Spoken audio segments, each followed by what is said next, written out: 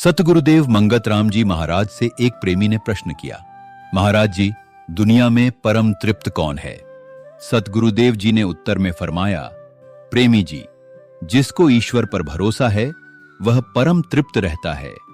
आइए हम सब मिलकर इस उत्तर को एक दृष्टांत के जरिए समझने का प्रयास करें। एक पहाड़ी के किनारे एक सुंदर नगर था जहां दो मित्र रहते थे। एक का नाम संतोष और दूसरे का नाम संचय। संचय बहुत मेहनती था। उसका एकमात्र लक्ष्य अधिक से अधिक धन और वस्तुएं जमा करना था।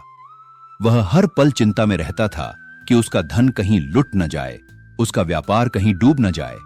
वह नगर का सबसे धनी व्यक्ति होते हुए भी रात को ठीक से सो नहीं पाता था। इसके विपरीत संतोष एक साधारण लकड़हारा था।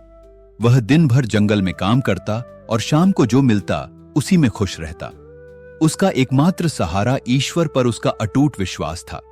वह हर कठिनाई में मुस्कुराता और कहता, ईश्वर ने आज दिया है तो कल भी देंगे, वह मेरे लिए सबसे अच्छा ही करेंगे। एक रात नगर में भयंकर तूफान आया। बिजली चमकी, बादल गरजे और मूसलाधार बारिश होने लगी। तूफान इतना भयानक था कि संचय के आलीशान मकान की छत का एक हिस्सा गिर गया। वह घबराकर उठा। वह अपने संदूक की ओर भागा जिसमें उसने अपनी सारी पूंजी रखी थी।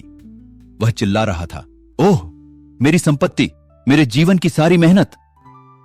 वह अपने धन को बचाने की कोशिश में बेहाल हो गया, पर वह समझ नहीं पा रहा था कि पहले धन बचाए या खुद को। उस रात भय और निराशा ने उसे पूरी तरह जकड़ लिया। उसी तूफान में संतोष की झोपड़ी की दीवारें हिल रही थीं। वह अपनी पत्नी और बच्चों के साथ एक कोने में बैठा था। दीवारें हिलते देख उसकी पत्नी चिंतित हुई, पर संतोष ने अपने माथे पर हाथ फेरते हुए कहा, डर क्यों रही हो? जो इस सृष्टि का निर्माता है, जो मुझे भोजन देता है, क्या वह मेरी रक्षा नहीं करेगा?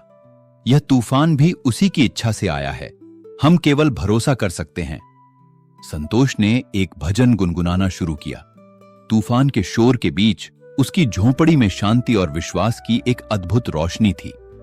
वह झोंपड़ी भले ही डगमगा रही थी, लेकिन संतोष का मन पूरी तरह से शांत और तृप्त था।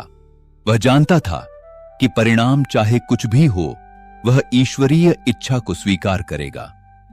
सुबह हुई। तूफान थम चुका था। संचय अपने टूटे हुए मकान और भीगे हुए धन को देखकर फूट फूट कर रो रहा था। उसकी वर्षों की चिंताएं एक रात में सच साबित हो गईं और उसने अपनी शांति खो दी। दूसरी ओर संतोष की झोंपड़ी का थोड़ा नुकसान हुआ था, लेकिन वह मुस्कुरा रहा था। वह ईश्वर को धन्यवाद दे रहा था कि उसके परिवार को कोई नुकसान नहीं हुआ।